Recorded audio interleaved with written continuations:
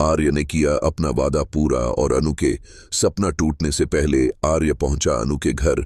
और जो सुहागन स्त्री अपने वैवाहिक जीवन के सुख समृद्धि के लिए यह करवा चौथ का व्रत कार्तिक मास की कृष्ण पक्ष की चतुर्थी तिथि को मनाती है, उसके वैवाहिक जीवन में सुख और प्रेम प्रसंग में कभी कोई आंच नहीं आती।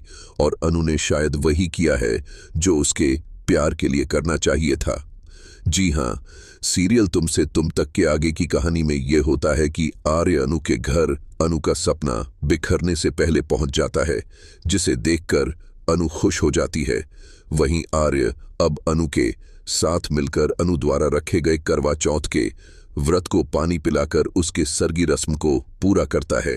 दूसरी ओर जब झेंडे को आर्य के बारे में कानों कान खबर पड़ती है कि आर्य पिंजा डिलीवर के भेष में अनु से मिलने जा चुका है, तो झेंडे काफी परेशान होकर वहां तक पहुंचता है। और जैसे ही वह आता है तो उसे पता चलता है कि जालंधर के आदमी तो छत से निशाना लगाकर बैठे हैं।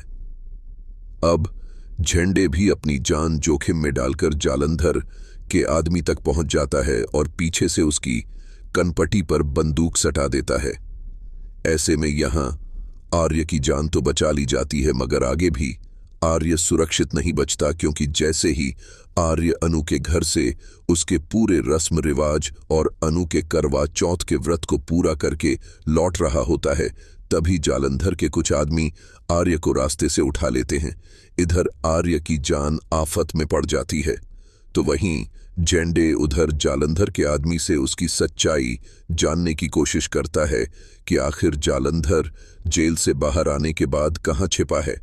झेंडे इस मकसद में बैठा होता है कि इसके जरिए ही वो जालंधर तक उसका लोकेशन ट्रेस करके उसके तक पहुंचेगा, लेकिन ऐसा हो नहीं पाता, क्योंकि जालंधर के आदमी झेंडे के बॉडीगार्ड को चकमा देकर वो 9 to 11 हो जाता है, यानी कि भाग जाता है। इधर झेंडे अब आर्य के घर ना आने के वियोग में काफी परेशान होता है, और वहीं जालंधर के आदमी ने जो आर्य का किडनैप किया है, उसका मकसद सिर्फ यही है कि वह अपनी पुरानी दुश्मनी आर्य को मारकर खत्म करें। अब आगे देखना दिलचस्प होगा कि बचपन की दोस्ती निभाते हुए झंडे अब आर्य सर को जालंधर के हाथों से कैसे सुरक्षित करता है। वैसे आप इस बारे में क्या सोचते हैं? अपनी राय कमेंट करके जरूर बताइए।